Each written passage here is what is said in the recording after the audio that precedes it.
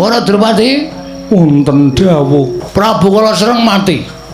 Negara giri kadasar ingsun ingkang lenggah. Panjenengan sinten? Prabu Pathokol Baworsari. Pathokol aja kuwale ya. Pathokol. inggih. Nek Prabu kala sereng wis ora ana terus aku sing dadi ratu kira-kira kowe nek tak merit piye? Menapa sinuwun? Kowe pate goblok iki tendian. Merit kok ora ngerti. Merit ki ijab kabul. Mekaten kula dereng paham. Mula sinau. Kowe nek tak merit gelem ora?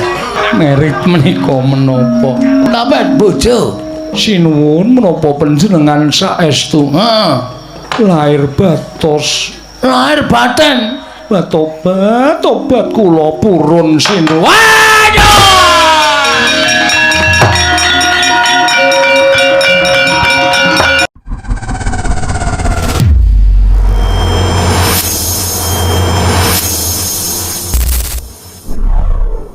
Dimas kadhaingipun Kakang Padharjo sapraptamu.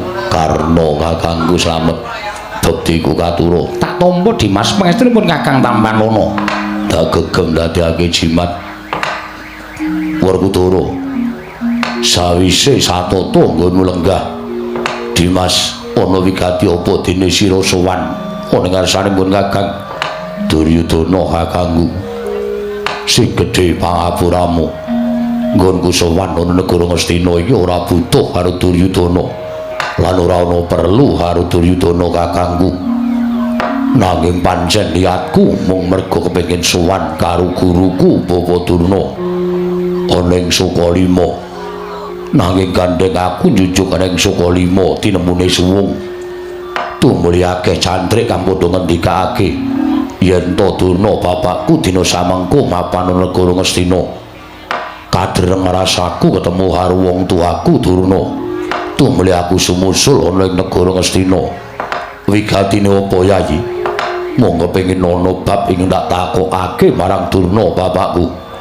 Mula wektu dina iki sing gedhe pangapuramu lan njaluk palilahmu aku pengin sak pejagung karo Durna bapakku. Yen wis rampung ana ingkang tak takokake, tumuli dina samengko wektu lan Purbawasisa tak kundurake marang Duryudana kakangku. Budurna, wonten dawuh nggih. Kadang kula Dimas Werkudara sowan dhateng Garing Stina betah kaliyan Bapa Durna. Lho. Kowe butuh karo aku ta Werkudara? Wah, iya. Ya. Nuwun sewu nggih menapa dipun paringaken kula ora dimajengake kula sowan. Ngungkuraken dhateng Paduka Anak Prabu. Kula semanggaken Bapa Werban. Durnaina panalinganira lumacaring ratri linenggak jangganira kapisanan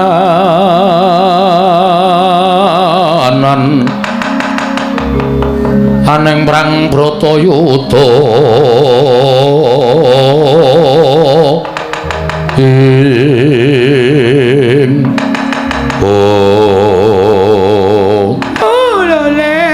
kena selalu gimbal manyar-manyar duk neng Dunggul Wana dadi alas-alas dadi wana. Werkudara Durna bapak kuwi. Ana apa, Nggih? Ana apa? Lah kok kading ngalem temen. Dene kowe suwen kepengin ketemu karo bapakmu Begawan Durna. Monggo miturut pitunganku wis ana tetaunan nggonmu ora sowan ana ning Sukalima. Ora kaya dene nalika kowe mbutuh aku ngelmu ning Begawan Durna. Ngelmu apa-apa to jaluk. Ngelmu guna kasantikan, ngelmu pengasihan asmara, ndana asmara tantra kabeh mbok cukup entek. Tumuli sawise kowe entekke ngelmu ning Begawan Durna kowe ora tau sowan ing pungkasan kowe njaluk banyu suci Perwitasari tak paringi. Bubar kuwi ora nate sowan ning Sukalima, tumuli dina iki kowe sowan butuhake Begawan Durna. Kowe butuh apa Werkudara? Butuh sulapan. Heeh. Kertas iso dadi dhuwit. Aja kuwatir, aku bisa. Apa kowe butuh aji supaya iso ketrima uripmu? Dudu sing tak butuhake.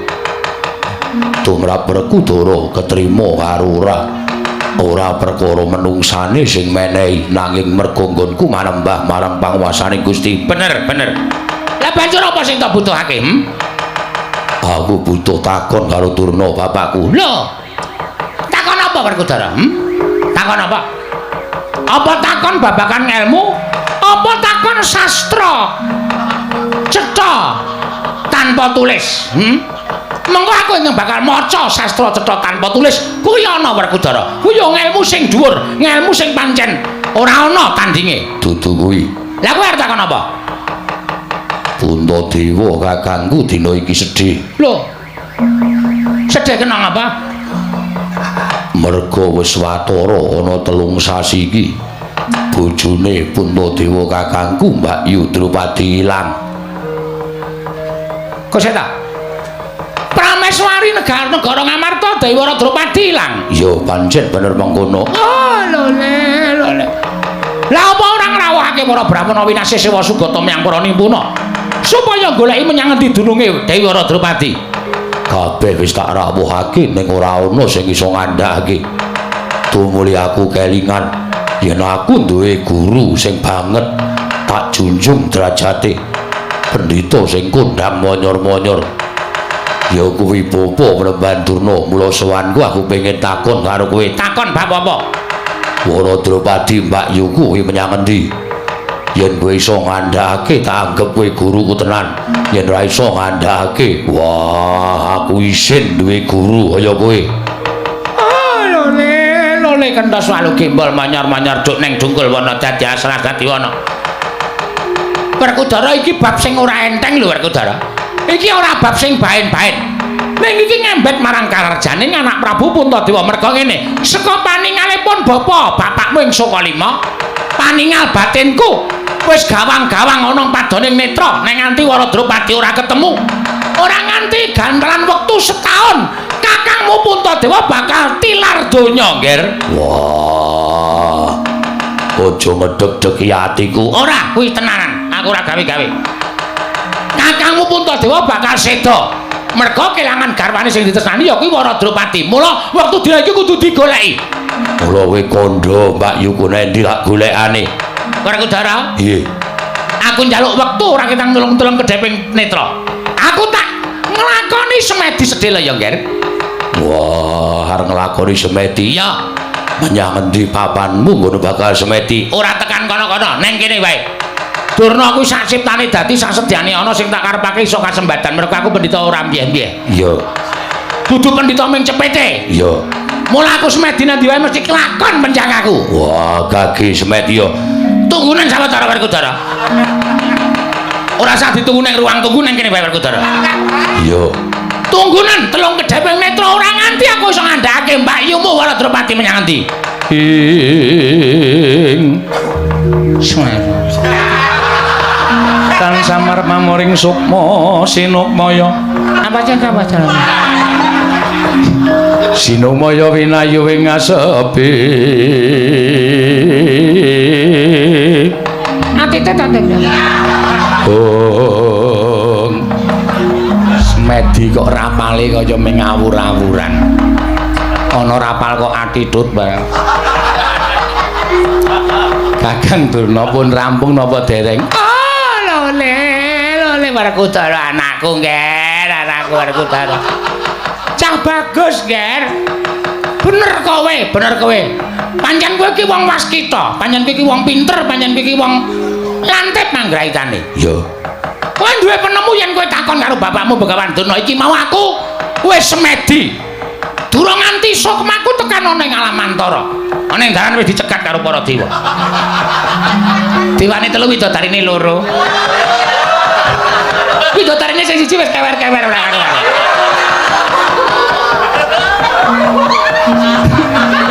Wah, iya. Ora widodari kok kewer-kewer iki widodari. Saman mawon dewate. Nggih. Mboten sampe melu-melu. Nggih. Dewa mau menehi sasmita karo aku Werkudara. Iya.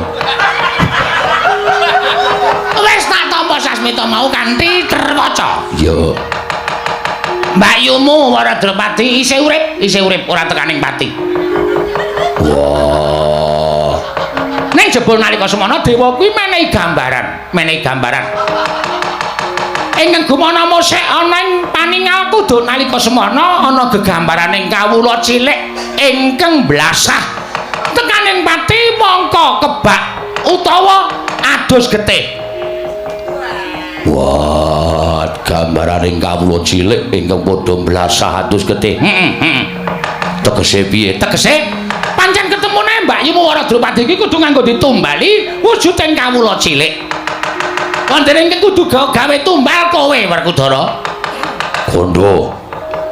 Pirang wong sing kudu tak pateni. Tinimbangane aku kelangan karo mbarep kakangku ora ana setahun wis bakal tekaning pati. Aulung aku sagu gawe banten kawula. Dadi sarana baline Mbak Yuku Wara Drupadi. Kowe sago? Ya sagu. Lahir batin? Lahir batin. Ora ngapusi? Ora. Wis tau ngerti Werkudara lincak apa sing tak ucapake, tak kira sakjroning uripku aku ora tau nggeseh ucapku dhewe. Bagus, bagus. Pandene ingkang gumana mosek ana ing paningalku nalika semana tak sawang. Kawula sing kudu dadi banten kuwi kawula sing cangkeme jembar. Cangkeme jembar. Cangkeme jembar, matane kaya ndok ceplokan. Sopo ngandakno? Kowe aja kaget ya Werkudara, kowe aja kaget. Gumana ning gegambaran sing nalika semana diparingke dewa marang aku. Ya kowe sing kudu dadi banten waton negara Ngamarta ditumbali nyawane abdimu Bagong. Kowe ketemu karo Wara Drupadi Werkudara.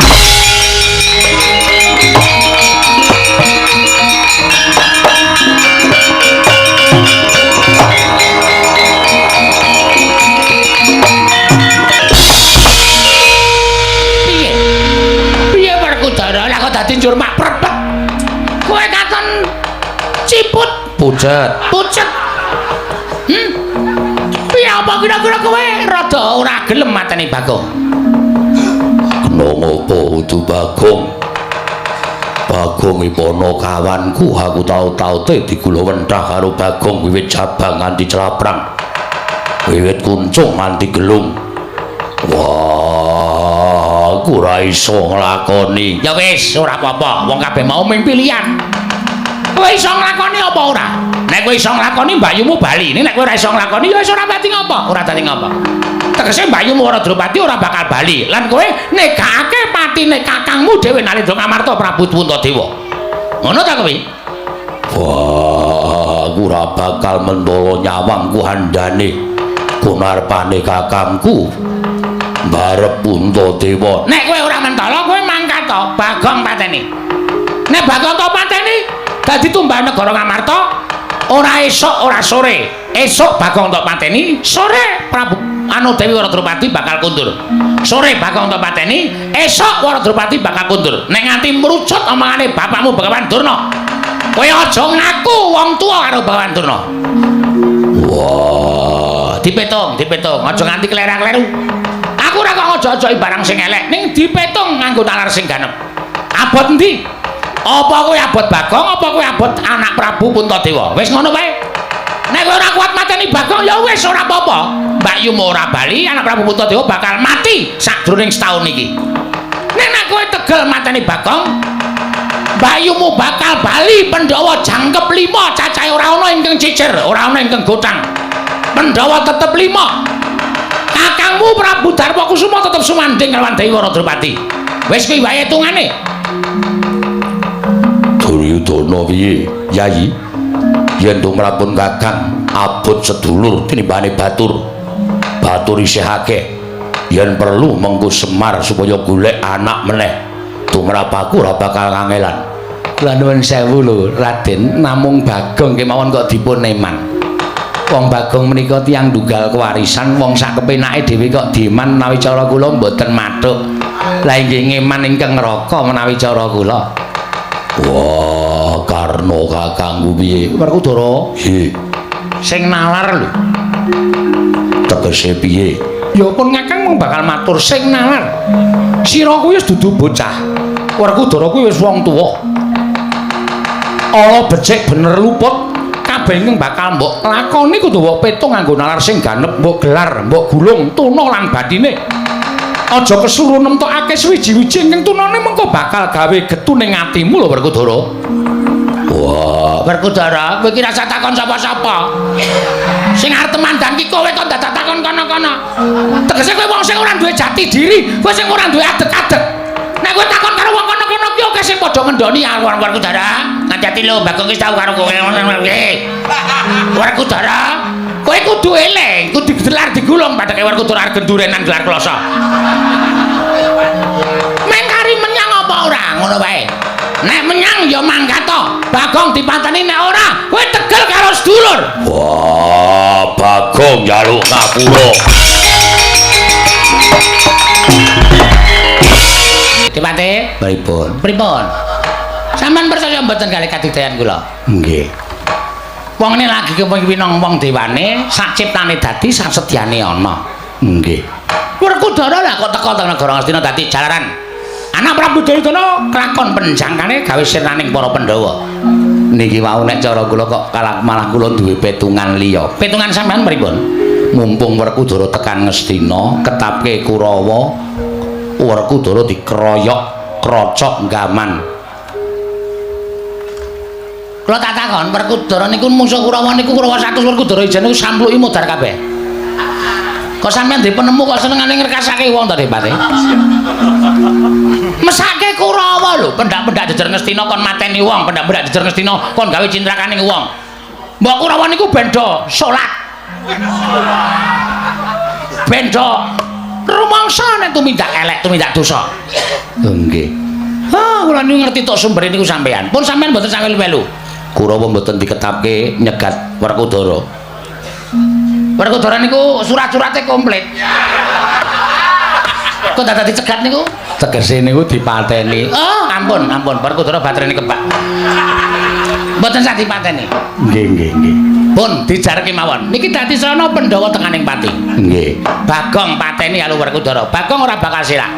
Bagong rene yo. Terus didak nyet plocot. Bagong mecotot mati. Petruk weruh Bagong mati sedih. Sedih niku kembange wong lara. Petruk lara. Terus saya kuru.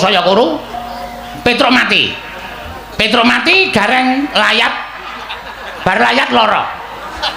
Oh, Niku kronologise ngoten niku. Urut-urutane mengke ngoten niku. oh ngaten. Nggih. Terus gareng lara. Petruk pun mitung dinani. Gareng lara. Terus gareng wong lingkih gampang kena penyakit. Vertigo. Mlaku teng latar ndase jebles sagakane. Gareng mati. Oh, ngaten. Nggih. Terus Semar layat. Semar sedih. Nuwun sewu. Ngarep omahe Gareng niku mboten wonten cagak listrik. Ya wit. Oh, nggih. Semar sedih, Semar lara, Semar tekaning mati, Semar mati Pandhawa sedih. Lho, matane Pandhawa angel mijet wae nganti suwe banyu sinaring tes. Nggih. Rumangsa kula kok wit gedang woh pakel. Teng pundi niku? Lho kok teng pundi? Omong gampang nglakoni angel. Niku mengke kok ketoke jalure mboten ngonten niku. Lho, sampean liwat pundi? Jalure lelakon niku mboten kaya ngoten niku. Nggih. Ning mang bedhek mawon pun niku. Puntadewa weruh Panakawan mati, dheweke terus nglokro oleh dadi ratu. Lengser ke Prabon dasare kelangan bojo. Wah. Wong kelangan bojo ki ngrekasa. Lho ngrekasa Dropadi ora mulih. Puntadewa kelangan Semar. Lara ping pindho atine Puntadewa, kelangan bojo karo kelangan Semar. Kelangan Semar sedih, kelangan bojo. Lah, cilaka ta? Nggih. Ra iso ngapa-ngapa. Kowe dituthuk-tuthukke pager karo-karoan. Sing dituthuke pager niku napa? Le mangkel niku lho Dipati. Oh, nggih. Puntadewa terus mati. Puntadewa mati Werkudara sedih. Werkudara arep gedhe dhuwur niku nek sedih, wong sedih niku gampang digergoti penyakit. Puntadewa terus Werkudara kena beri-beri. Mboten kok penyakite sampean barang iso ngarani. Niku pun wonten ing gambaran pikiran kula. Oh. Werkudara kena beri-beri, ora iso mlaku, gedabel. Sikile gedene ra jamak-jamak. Werkudara mati, Janaka sedih. Janaka lara. Lho, mutar ora. Nggih. Nek penyakite Janaka napa? Lho, wis iso dibedhek. Janaka niku ora bojone akeh, penyakite iso dibedhek. Nggih. Lion King.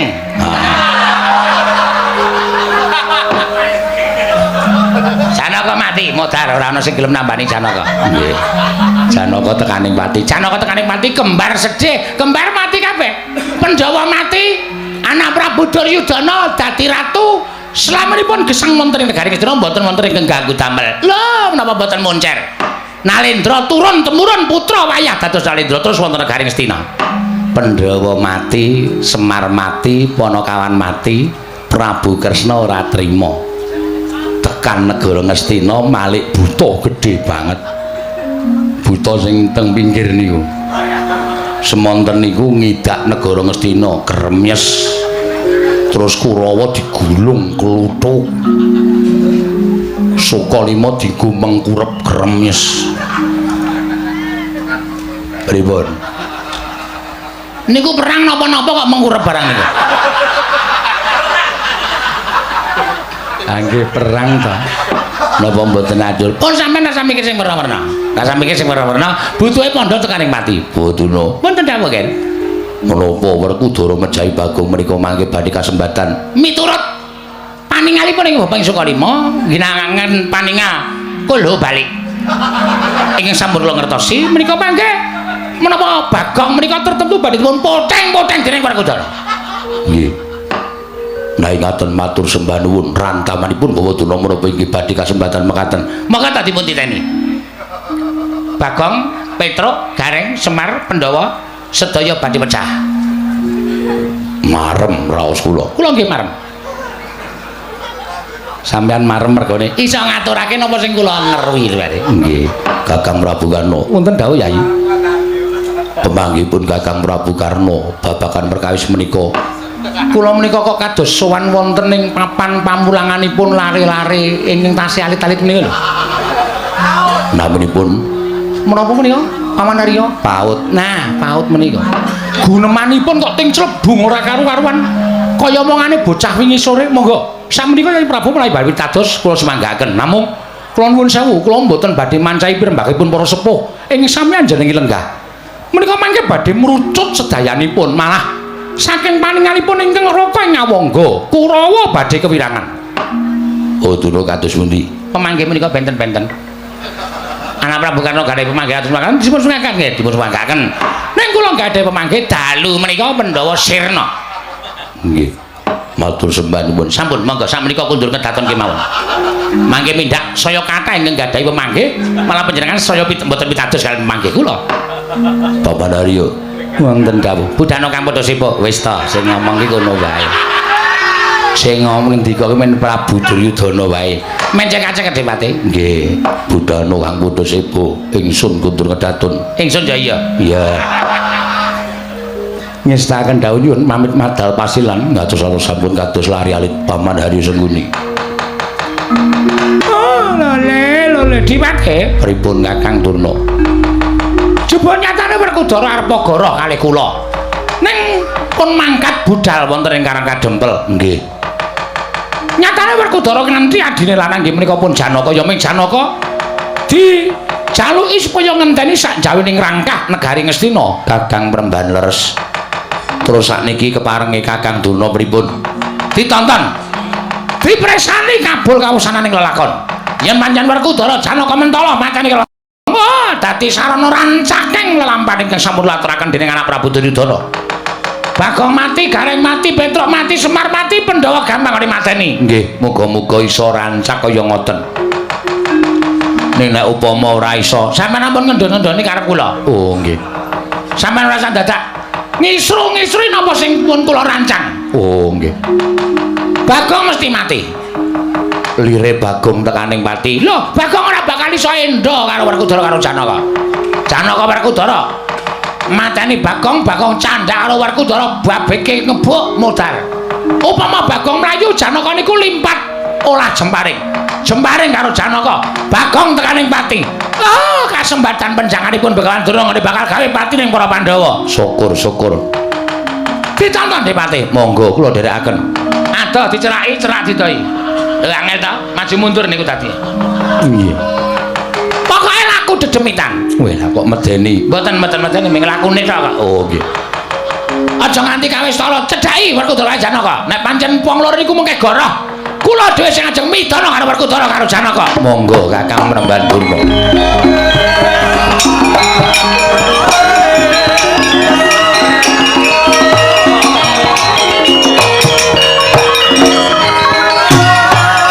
Lah kok terus tanpa tak timbali biasane aku nek wis cukup ya kowe tak elikke. Iki aku urung mrana kok wis padha sowan. Ajeng ngeterke Bagong, ngopo kok dadak diterke? Bagong wis gerang tuwa.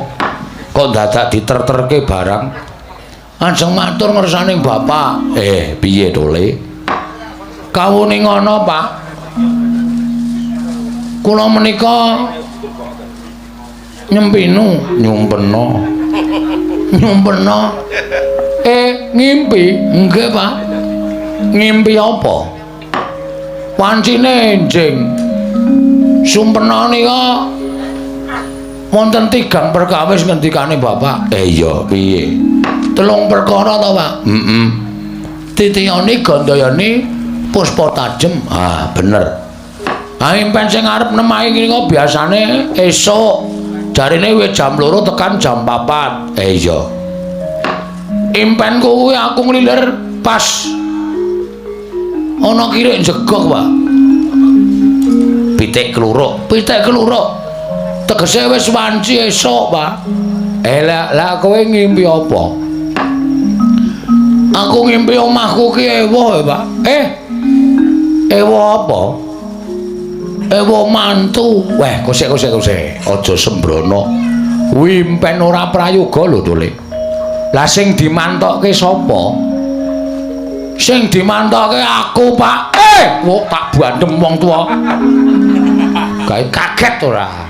Kaget yo kaget ora mbok sakayang-kayange ora lambene kotorong. Bapakne kok ngunekke lambene kotorong. Ben kok seru banget e. Sing dadi manten disandangi manten kowe. Nggih, Pak. Lah terus mantene wedok durung ana, Pak. Tulung goleke, Pak. Dengkulmu mlocot ora? Mantene wedok ora ana, durung ana mantene wedok, kowe wis ngelilir. Sampun, wis ngelilir, Pak. Aku gregep gembrobyos. Tindien aku, Pak. Ngimpi nganti tindien. Kaya dililing bojoku aku, Pak, nang dhuwurku. Piye, Gong? Aku tindien to. Sing ngeliling kowe bojoku. Iya, ciluba. Wong gilani tenan to yakin medeni asli. Nganti gembrobyos aku yakin sumpah. Wis pokoke pripun Pak niki kahanane. Coba kowe sik. Mbok menawa ana syarat srana supaya kowe iso uncat kelawan lelakonmu Panakawan.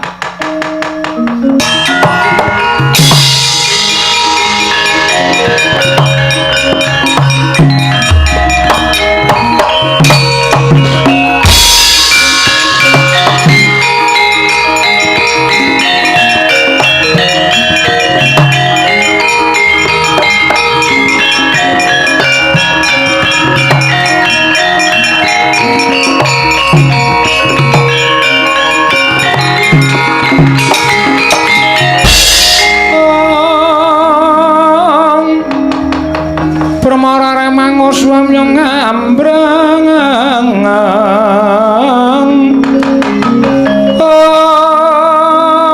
kati karunaning kaswase yenaneng marga malalat tumiring sang kandha wastrat maca long lalu mangulati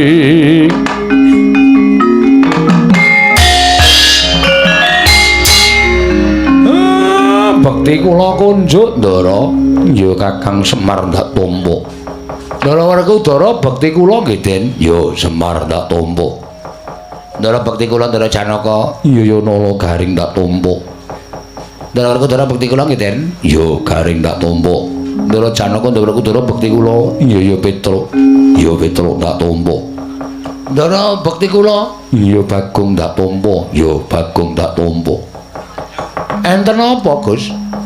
Sumengko tindakipun sajaipun wonten wigatos Kakang Semar. Kula marga saiki aku pengin takon karo Kakang Badranaya. Lah kok ujug-ujug sampeyan nyuwun priksa dhateng abdipun Semar. Apan kudu kaya mengkono lakone. Nggih, mang takon apa? Nek iso ajeng kula langsuli. Kakang Semar, dalem. Apa Kakang Semar tresna karo Pandhawa? Lah kok ngoten pitakonan sampeyan? Nek boten tresna kalih Pandhawa, boten kaya ngoten lakone Semar. Sikil kula nggih sirah-sirah kula nggih sikil. Niku pengajaping ati kula mung kepengin gawe mulyaning kepunden kula Pandhawa. Enten apa to Gus kok sampeyan pitakonane kok kaya ngoten? Ngerti yo. Yen to pancen Kakang Semar tresna kawan para Pandhawa, mestine Kakang Semar ora kepengin yen to Pandhawa iki mengko godhang. Tegese Kakang Mbok Ayu Wara Drupadi lunga saka negara Ngamarta mbuh menyang endi lenggahe. Ndadekake sungkawaning Kakang Prabu Puntadewa tumuli Janaka lan Werkudara kinen ngupaya. Jebul tinemune dina samengko ana syarat sranane yen to Kakang Mbok Wara Drupadi kudu kundur marang negara Ngamarta. Syarate napa? Yen aku matur kelawan Kakang Semar Kakang Semar ora duka. Nek pancen syarat srana niku ngembet karo Semar, awit napa syarate mangkula aturi paring pangandikan. Kula mboten badhe wegah tumandang karya waton dados sarana kunduripun ingkang Mbakyu Dewi Wara Drupadi. Kakang Semar, syarate tan oleh kejaba mung kowe kudu masrahake marang anakmu Bagong. Dipasrahke pripun? Dipasrahke marang Janaka. Nek pun kula pasrahke, Bagong bakal tak anggo tumbal. Bagong ajeng nggih gombal. Tuwa budhek. Dibur kupinge ya, Truk. Kuping kok dibur ora. Amen cetha wae edan ora. Bagong arep nggo tumbal, Pak. Nggo tumbal tegese dipateni ngono pripun? Iya pancen mengkono Kakang Semar.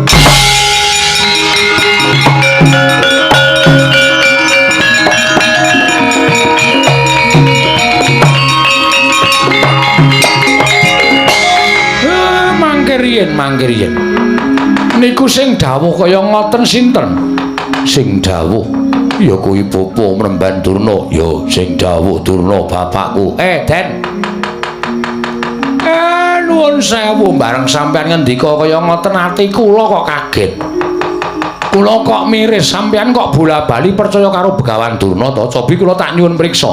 Sing dipercaya niku napane? Anak kula Bagong ora ana gandeng senenge karo Ndara Ayu Wara Drupadi, lah kok malah saniki ajeng didadekke tumbal. Niki terus larah-larahe pripun? Sampeyan kok percaya banget karo Begawan Durna? Ha kok nganti anak kula sing melu momong sampeyan wis cilik nganti gerang kaya ngoten. Sampeyan ajeng mentala dadekke korban. Kula mboten entuk, kula ora mathuk. Yen Kakang Semar ora entuk tegese Kakang Semar ora tresna kaliyan para Pandhawa. Kula tresna. Ning aja kok kula warga kula dienggo korban. Wose tak jaluk entuk ora entuk tak jaluk. Dipol. Wenehno bangane anakmu tak rudha paripeksa. Ampun kaya ngoten lho, Den. Niki anak kula lho niki batur sampeyan. Tinimbangane aku kelangan Kanjeng Prabu Puntadewa luwung kelangan Bagong. Kakang Semar sesuk iso golek putra meneh diangkat minangka dadi ganeping Panakawan. Nolo gareng piye? Pedro, impene Bagong kok numusi, Tru. Gong piye, Gong? Nang apa iki? Ana rembug dirembug. Ana perkara diperkara. Kowe ra krungu apa piye, Wer Duwer? Ndara Janaka rene, Gong. Wis ngerti, arep ngapa? Ndara Janaka golek tumbal. Nggon aku akeh. Suwekan sarung. Ora gombal wer tumbal supaya Ndara Wara Drupadi iso timbul ning negara Ngamarta. Mongko sing diangkat tumbale kowe, Gong. Lho. Aku? Nek kowe arep duwe atur matur Ndara Janaka dhewe, semak iki kok perkarane kok kaya ngene iki piye iki?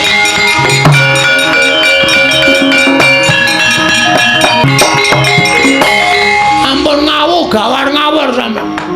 Kula ora ana sambung rapete karo tindake Ndarawara Drupadi kok ngerti-ngerti arep dipateni. Sampeyan niku duwe ati napa mboten? Sampeyan niku satriya lho, Gus. Kula dereke seprika-sepriki sampeyan nek tapa teng alas 3 sasi 4 sasi. Kula ora tau mulih teng omah mbelani karo sampeyan kok bareng saniki sampeyan arep tega kalih kula. Terus nuwun sewu. Batin sampeyan niku rasa kamanungsan sampeyan teng pundi? Rasaku kian gunom tanpa guna. Wose kowe gelem tak dadekke tumbal apa ora? Ora gelem aja klakon dosa tak rudo paripeksa. Bagong. Kowe gelem tak dadekke tumbal apa ora? Ora gelem dadekke tak idak nang kene mati nang kene. Mlayu le, mlayu mlayu Bagong.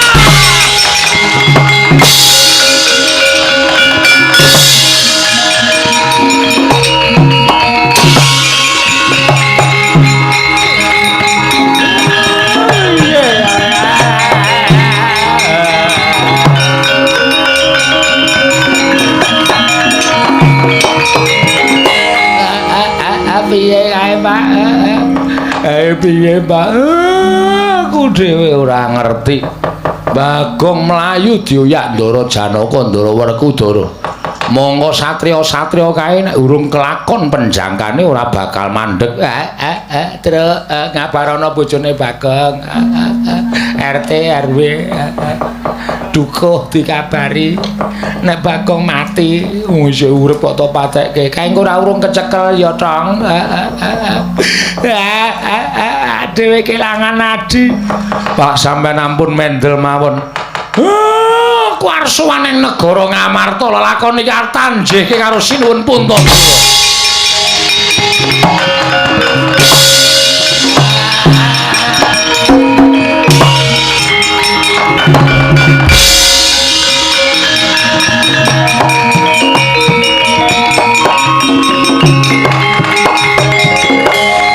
Copot kabeh sandang aku. Mengkari kathok training kaya ngene. Waduh, jan impen kaya ana nyatane to ya.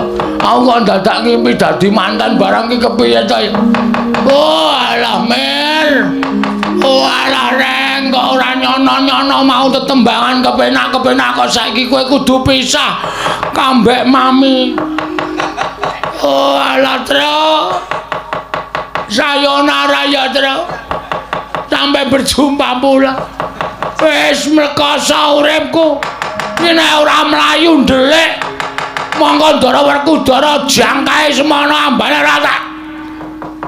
Apa jenenge iki? Nek ora tak banterke rekku mlayu ngrekoso uripku tenan.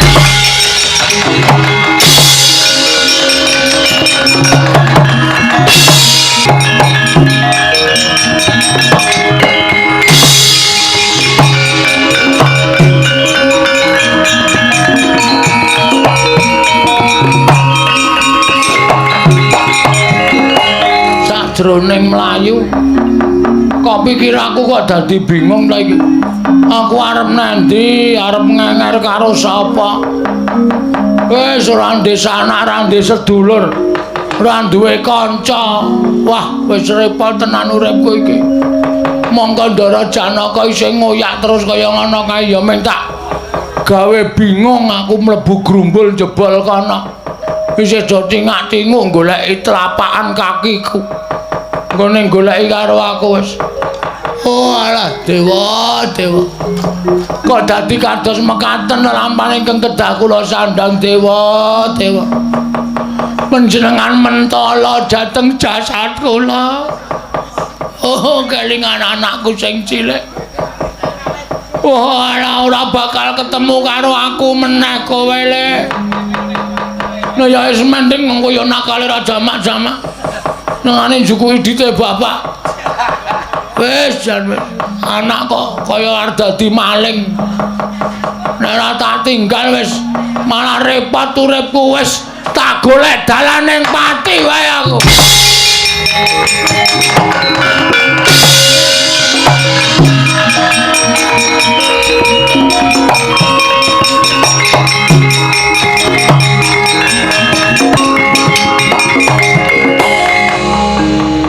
Malah tekan segara kono tulisane Indrayanti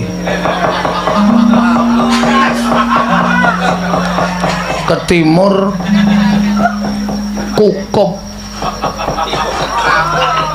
ke timur meneh Pantai Siyung. Wah wis kelingan ra kebayar malah rekoso dadi kelingan jaman sing ora-ora wis wis kena ora nyemplung mumpung iki nang dhuwur tebing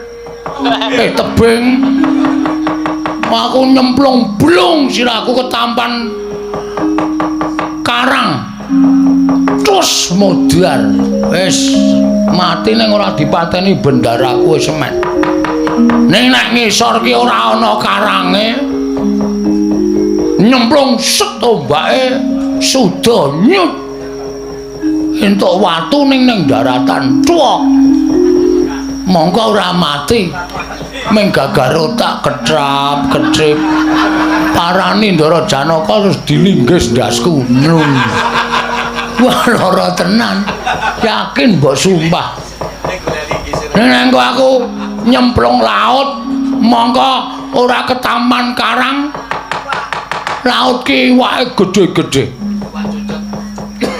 iwak cocot iwak cucut gua anggere ketemu Kartomarma wis cilaka malah dipiti amblek dadaku ana lho iwak Kartomarma iki padake enak e kuwi sing sapa iki ya nek ketemu iwak hiu langsung dimplok nek ketemu iwak cilik-cilik kuwi lho iwak cilik-cilik seneng mangan daging ya wis men dikrikiti mboko sithik kae wah wis mongko gak nyemplung laut kolorku kendo kathoke mlotrok dhewe wis bawah laut nyom dikira cacing hibrida cokot gemel ya nek pedhot nek ming ting sliwir apa ora lara banget oh wis cilaka tenan cacing kok nggawa umpan loro cokot meneh karo iwak ya nek ming dicokot nek ming digriseni monggo iwak senengane mangan lumut nek ming di wah rasane tekan asli tenan dikukure penak pomene jan wis temonjo tenan kina ora nyemplung segara selak kecekel Ndara Janaka aku mah gamblek wae wis ya yam Sarjim aku tresna karo kowe sayang titip anak-anak ya aku wis ora ana nggon dinggo urip aku arep nyemplung segara wis ngono ya aku njaluk pamit ngandel ora ngisor pas nggo liwat kapal lah ketampan kapal malah balik kene ro nelayane janji loko tenan ngenteni le nganu le apa le banjir nek ora ngono ndak ora rampung-rampung wis mer truk rang aku nganti lali karo kakang-kakangku dhewe apa arep mati ki apa ya karo sapa-sapa kok lali jan ya wis tak nyemplung telenging samudra raya iwak sing gedhe mara aku untalen wak gendang modar ora urip ngene iki terus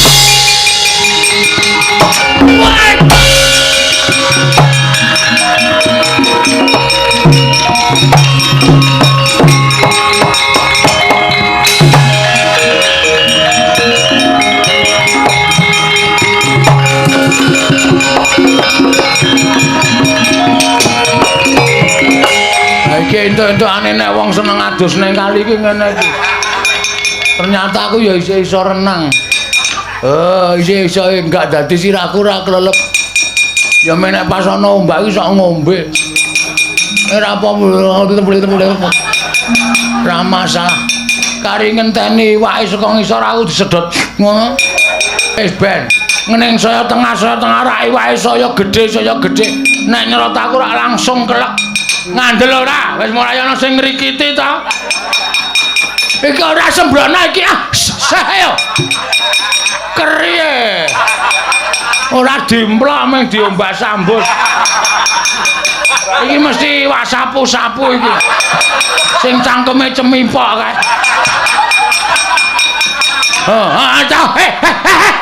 Ayo minggir. Ayo. Wajar.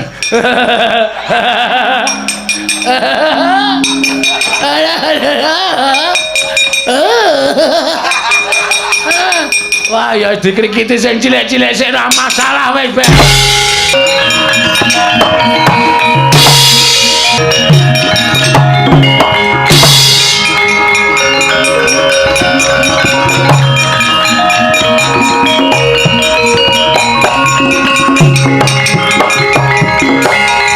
Aku kok mentas dhewe. Sapa iki sing nulungi aku ya? Engko Gendara Janaka. Ndara Janaka melu nyemplung nulungi aku mung arep dipateni ning daratan. Wis. Ala urip kok ketoyong-toyong. Perkencong waru doyong pak pong kali codhe sapa sing gawe. Bagong. Lho. Ki sapa iki kok gawa kentrongan bareng. Pak tong. Bagong noleh cah edan. Weh. Bambang dengkulmu kowe. Sapa ya? Rupane kaya Bambang. Kowe sing nulungi aku. Lho. Kita kok ora bosok karo panjenengan ulun. Bagong, ngerti ya? Ulun ki dewa. Aduh, Pukulun. Sembah mabukti kula konjuk Pukulun. Ulun tampa karya bombong tias ulun, pangestu ulun tampanana. Kula pundi nggo jimat paripendhanan ing kasantosan. Pukulun. Mboten nginten bilih paduka Pukulun Sang Hyang Brahma. Ngawur kita. Kita ki jane ngerti dewa apa ora to? Ngertos Pukulun. Orang-orang wong bapak kula niki nggih dewa, dadine kula nggih apal kalih dewa. Ulun sapa? Bathara Yama Dipati. Ngawur, salah. Bathara Wisnu. Dudu. Bathara Guru. Bathara Murid. Kok Bathara Murid barang ana guru ana murid. Bathara sinten nggih? Kaneka Putra. Walah. Toko buku tulis. Lho. Toko buku tulis piye, Rat? Kaneka Putra, Pukulun Rada. Iya. Wah, padha arjo kita. Malah nirake ora. Bagong ulun nyuwun prisa. Bagong ulun takon lan jeneng kita. Takono. Napa kita arep mati? Pun tek baterene wis abang 20%. Mula kudu mati aja. Kita nek mati ora prayoga. Kita kuwi ora kena mati. Lah, sebabe napa kula mboten ngeng mati kok nyatane kula nek urip ya mung arep dipateni karo Ndara Janaka karo Ndara Werkudara. Padahal kula ora ngerti luput kula napa, kleru kula napa, kok dipateni. Ayo. Ngerti ora kowe? Bekakang Gusike kita iki ora ngawur to, karo dewa kok sak karepe dhewe ora. Ulun tumedhak ning Madyapada iki bakal tetulung lan jeneng kita. Terus carane kita aja mati. Ning kita mukti ya. Wong arep mati kok malah kon mukti. Dewa iki sak ciptane dadi sak sedyane ana. Kita mukti ya. Carane kita mlaku bener ngulon parane kono. Mengko kita bakal ketemu Nalendra, arane Prabu Kalasreng. Nalendra kuwi engko matenono. Sawise kita mateni Nalendra kuwi engko negarane agemen. Kowe dadi ora ati ning negara kono. Serius? Lho, tenan. Wah, tenan Bukulun. Amane ku cendhik ning dayane top tenan Bukulun. Wah, sembah nuwun, matur sembah nuwun. Matur nuwun, mugi-mugi Bukulun pikantuk yuswa ingkang panjang. Ya, ya. Kita ulun paringi pusaka. Ya kuwi wujude kalung. Kang aran kalung Robyong Kencana. Pusaka iki mengko tuthukna Prabu Kalasreng. Oh nggih. Nek wis tak tuthukke Prabu Kalasreng mati sandangane agemen kowe dadi ratu ning Giri Kadasar. Oh nggih. Pun ngoten mawon Bukulun ki tampanana nggih. Oh nggih ngetaken dawuh. Waduh, wow kaya panah. Kalung Robyong Kencana. Sendika ngetaken dawuh. Sampun nyuwun mawon Bukulun. Ya sing ati-ati. Sur titing ati-ati duga larak ngandel ora. Ngerangkul ngepuk-puk bul nyopet cah kae. Ageng.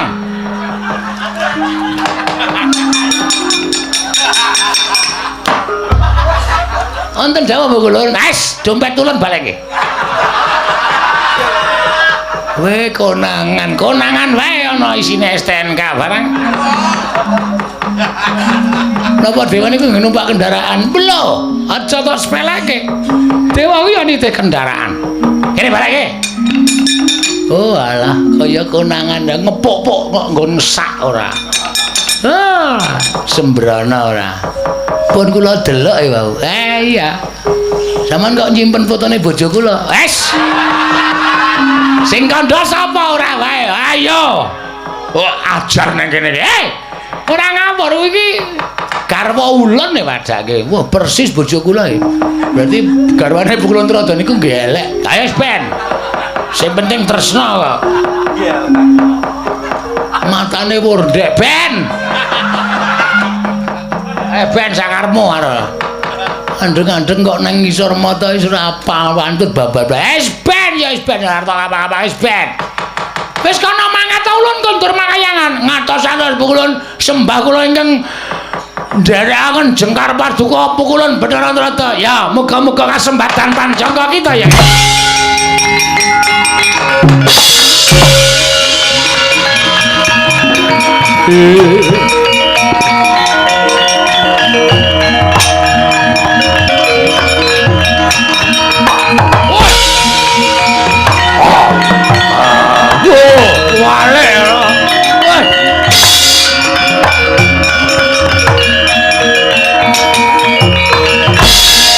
Mikunjang gancing langit kelap-lapaton lir kincanging risang mawe gandrung ing sapa iki ana wong kok nganggo training tok atlet SEA Games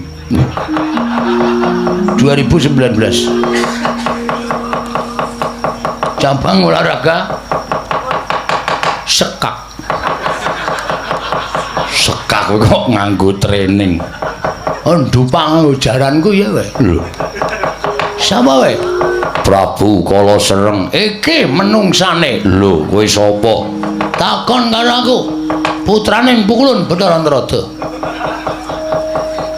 Ben ra ana wonge kok. Aku Sang Hyang Bagong.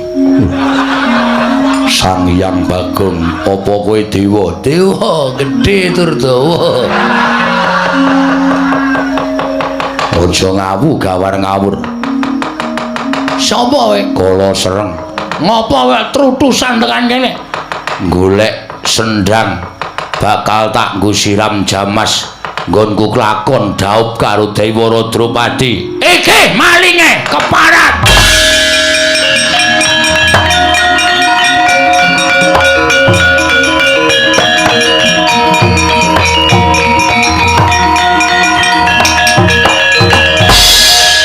Strayali binatang September, Oktober, November.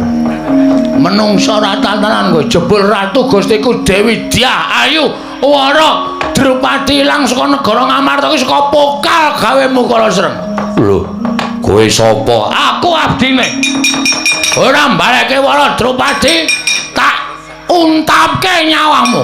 Kowe diapurmu wing kaya ngono arep mateni karo aku arep pateni nganggo apa Iki tambanono kalung rupiah.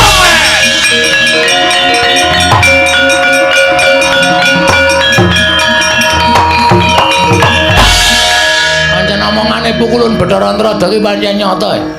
Pusaka tak tucoke Prabu Kala Sereng modar sandangane mau welinge kon nganggo. Oke. Karep gaya. Aku begitu metu nganggo sandangan ratu. Pate piye pawartaane. Apa kaya arep ketobrakan. Tanggo sik. Wow, kok pas iso pas. Dianan. Prabu sapa ya? Kala Sereng. Medal Jawi. Kumricek suarane.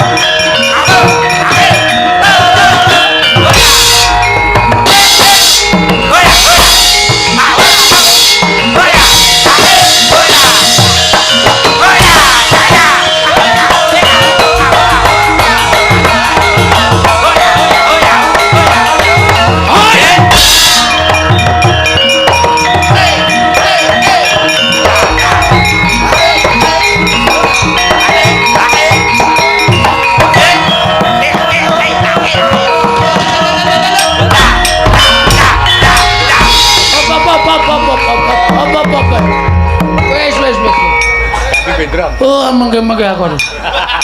Wah. Ora sembrono karo le waduh le apa. Kemricik bareng joget ki ya apa tenan jan. Dianan. Ayo iki Prabu Kala Sereng. Aku ya arep nganggo jeneng Prabu Patokol Bawarsari. Patokol Bawarsari. Awas, aja kualik. Aja bisa-bisa nyebut Prabu Kepakon anu Patokol Bawarsari. Nih, Giri Kadasar. Ajujuke nggone sapa sing meparangi karepe Prabu Kala Sereng? Rawe kembang rawe. Dang dang dung. Jantenan. Penawar nekat tenan bengi iki. Luweh terserah. Sapa sing meparangi karep aku sanane Giri Kadasar rawe rantas malang bakal tak putung legane atiku.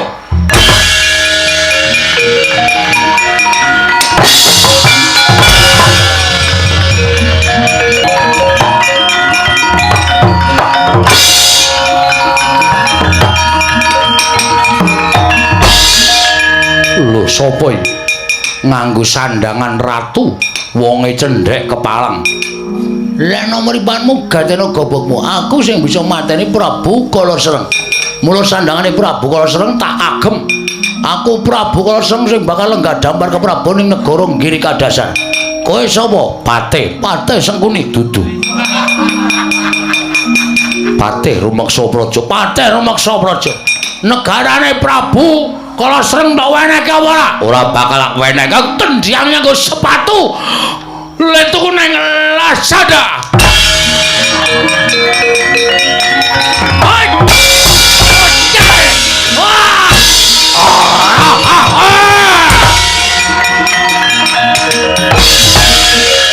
Nalendra ampuh. Kome mungsuh pate kaya ngono. Apa ora wae? Inggih kapok sinuwun. Kula nyuwun gesang tak nehi urip. ning negara Girika Dasar aku sing ngagem kula semanggaken mlebu kedaton.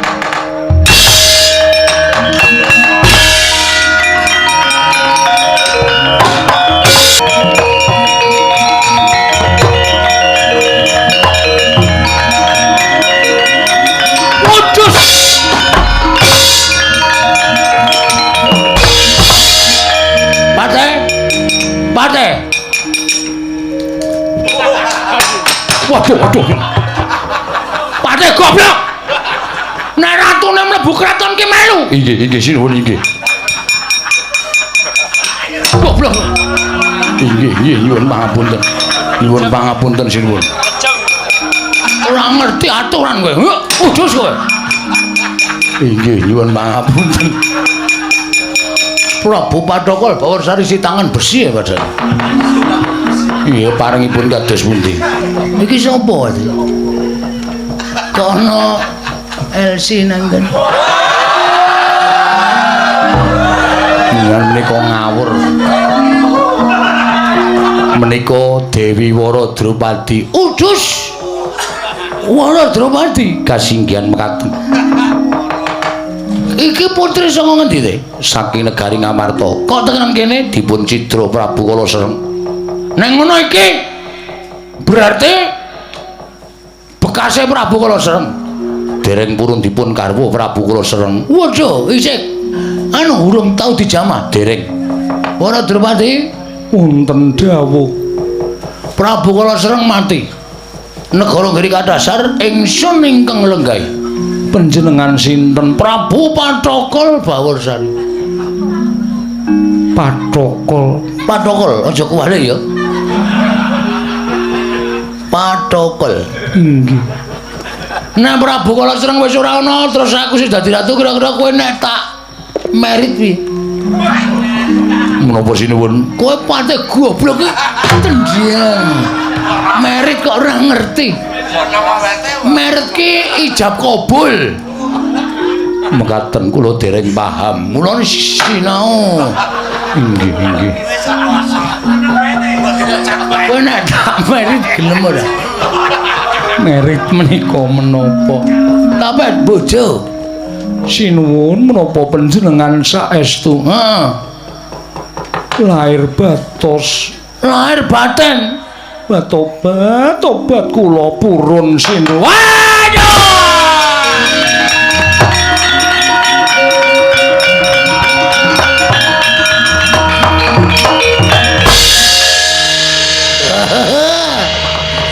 Te Wonten dawuh. iki lho Drupadi wis nyekeli wudelku.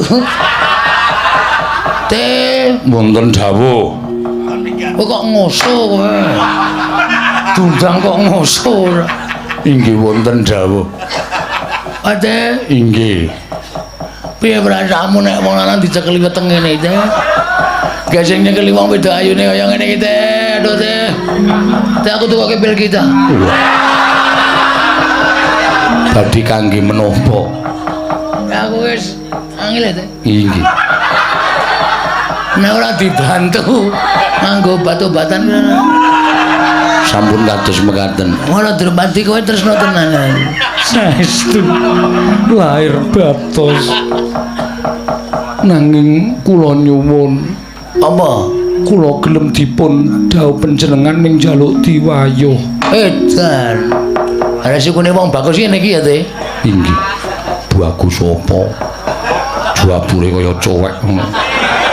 Aku padake ra krungu. Cowek nggo ngulek ndasmu ki apa? Nyuwun pangapunten. Pangapunten. Nok sebarake. Marai Nyuwun pangapunten menika pikantuk keris menika saking pundi? Pikantuk keris menika saking pundi? iki ngene prajurit tak potol iki. Tak banyu keras. Terus tak nggo ukiran keris. Inggih. Kiai Jalak Pamengkang Kurungan. Oh inggih. Menawi dipun wayuh, Sapa sing kudu tak wayuh? panjenengan kedah pados putri kalih cacahipun supados sak mangke kula gadah rencang. Serius? Inggih. Lahir batin. Lahir batos sinuwun. Padhe wonten dawuh. Ngadep kene.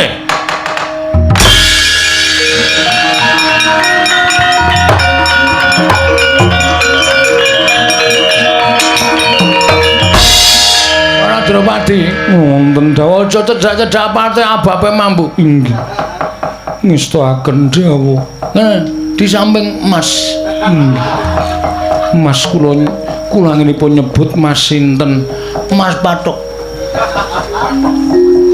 Mas Patok nggo matok cengele. Piye PT kula ngaturaken panjenengan pantes sanget ngami Mas Patok. Ngapusi. Padahal aku ora krungu ya. Tak apura, ora masalah. Teh, wonten dawuh. Kowe tak kongkon negara Ngamarta. Inggih. Nang Ngamarta kowe nyuwuna putri loro sing banget kudu dadi marune Waradrawati. Sinten sinuwun? Dewi Werkudara lan Dewi Janaka. Sinuwun. Dewi Werkudara menika sanes putri nanging menika satriya. Raden Janaka menika sanes Dewi Janaka. Menika satriya sanes putri. Pate. Kowe arep nyenturani rembuking Prabu Patokal Bawarsari. Hah? Lalu tak hukum pices kowe. Waduh, sampun. Nek ora gelem mangkat Sendika.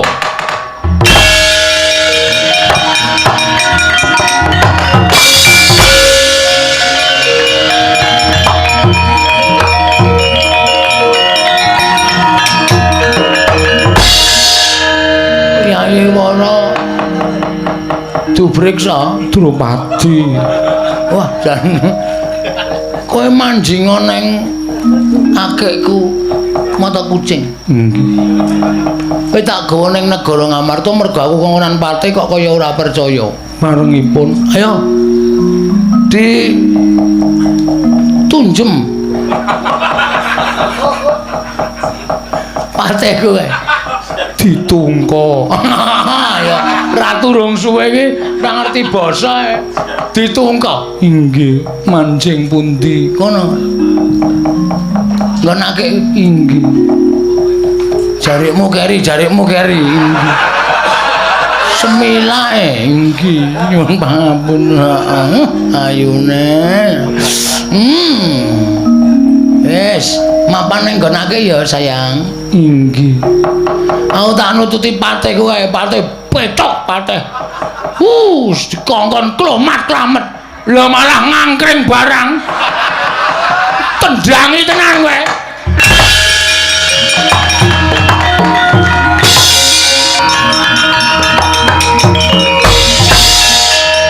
Setan. Ora melek matamu. Wong lanang diwedokke. Ora ana Dewi Werkudara sing ana Raden Werkudara. Saanane waton Werkudara Diasmu.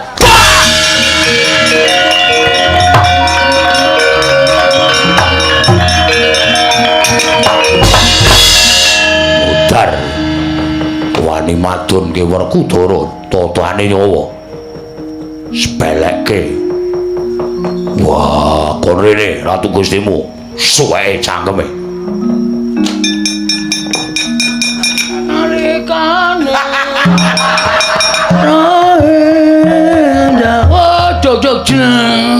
Suram-suram tiwang kono kinggen. Yen mangos wong kang layon. Dene lanang manise. Wadanane ra layo kumel kucam ora raut. Oh, lah pate. Muga-muga entuk papan sing jembar, swarga sing sempit. Raden Werkudara kowe membunuh Patih. Iki Prabu Patokal Bawarsari Sirnana legane ati.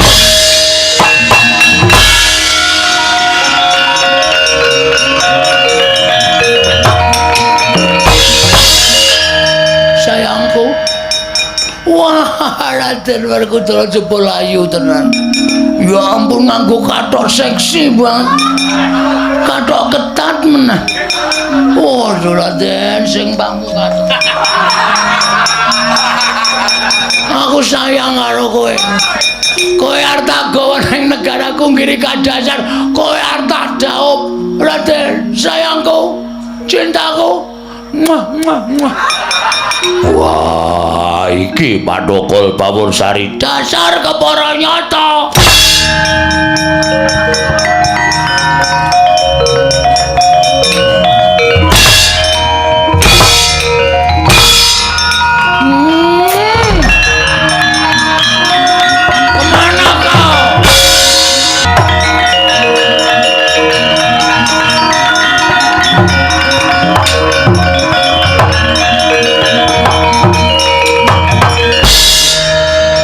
Iki sapa iki?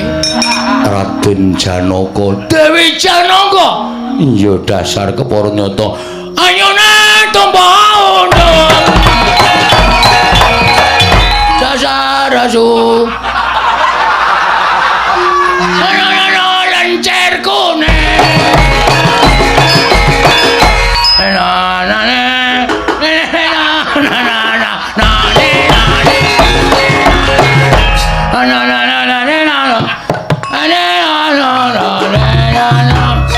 Tolong sawangan aku sing nandang rindu. Tolong mulia saurna utangku. Kang ati kaya. Ayo tak bodoh sayang. Ayo. Aku lanang. Ora masalah. Aku asih dhisik.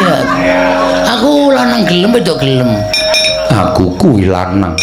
Cahedan Pathokol Bawursari tak pecah siramu. Nyo bejan.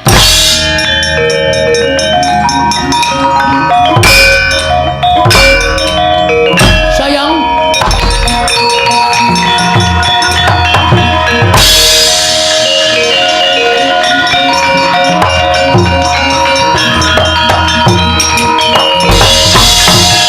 Wis sapa iki?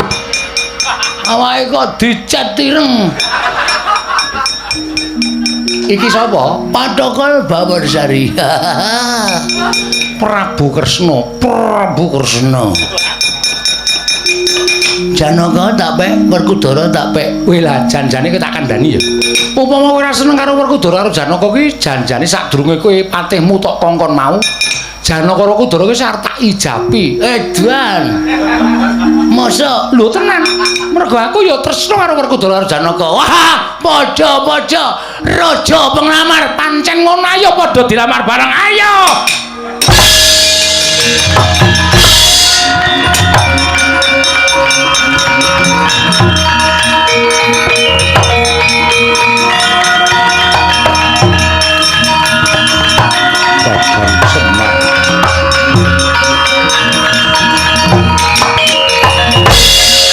Depol, aku tulung ngono.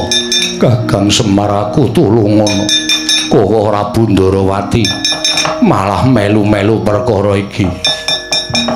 Pripun nek kaya ngeten iki? Nek kula nulungi napa labuhan kula ajeng manglalekke. Nggih. Sampeyan kewirangan lho diwadonke wong niku nek cara kula kaya didak sirahe. Sampeyan iku satriya jagan nganti keberbeken memandanging Ndara Janaka, Ndara Werkudara kok ming ajeng diramar Ratu Petruk nika. Pun pripun? Aku luput. Kakang Semar aku kleru. Yen Bagong isih urip arep tak goleki nganti sak ketemune. Yen Bagong urip arep tak goleki nganti sak ketemune. Semar, aku tulung ngono. Prabu Pathokol Bawursari. Piye, Prabu Kresna? Kira-kira kowe milih sapa, Janaka apa Werkudara? Aku terserah lah. Aku manut. Aku njaluk sing libidone dhuwur sapa iki?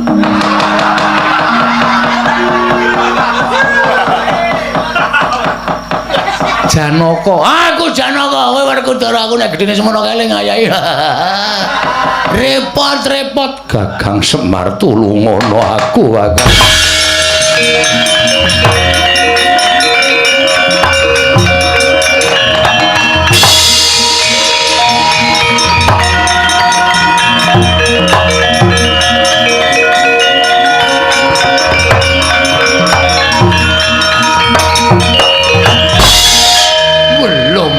Janaka karo Werkudara kok malah wujud betor. Betor ngetor bathukmu iki apa? Sinuwun Darawati kok malah melu-melu ya wis ben. Aku mangkel kok karo Janaka Werkudara iki pendak-pendak tanpa petungan. Sak penake dhewe kok mentala karo Bagong, aku rak ya ora trima to nek nganti mentala karo Bagong. Wong Bagong iki ponokawanku. Nek nganti Bagong dikapak-kapakke iki cilik diloloro gedhe tekaning pati, aku sing ora trima.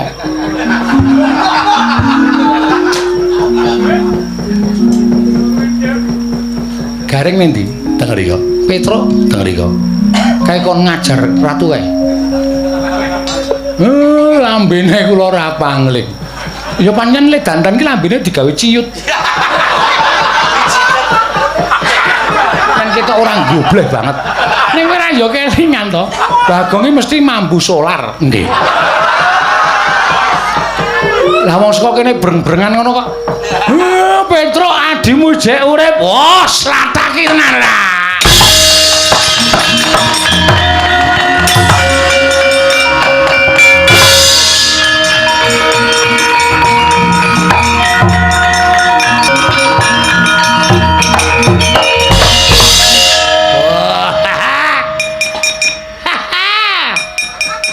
Iki entuk sandangan saka ndi to, Wer? Jangan salah. Kok kamu memanggil aku Wer? Aku raja dari Batavia. Dapure kaya ngene kaya aleman ngingu jenggot barang kok mingu wedhus sing iso manah. Aleman gong ora. Apa iki wani nganu bedhek karo aku? Wek saya sak asyare. Terus reng, terus.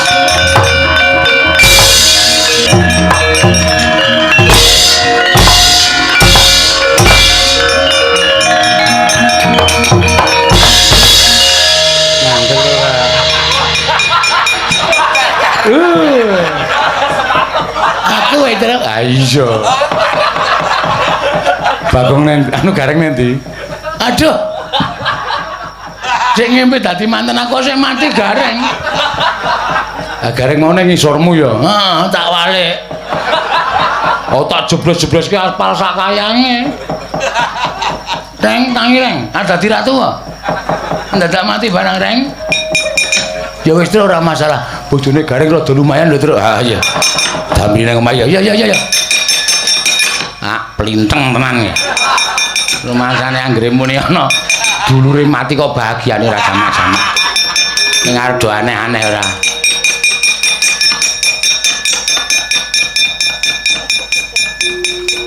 Bagong, nggih. Bagong, nggih. Sido arep ngepek aku.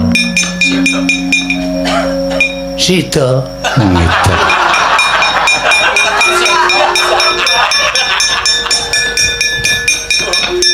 Wah, duwer. Lenggor. Wah. Ajar. Lah kowe iki terus entuk-entuk amuh apa kowe kok dadi ratu barang? Weh, lha niki iso dadi pepadang tumraping negara Ngamarta. Gusti Ayu. Medal Gusti Ayu. Gong tak totok sirahmu. Nang ngake kok dikopi kok. Mumet sirahku ora.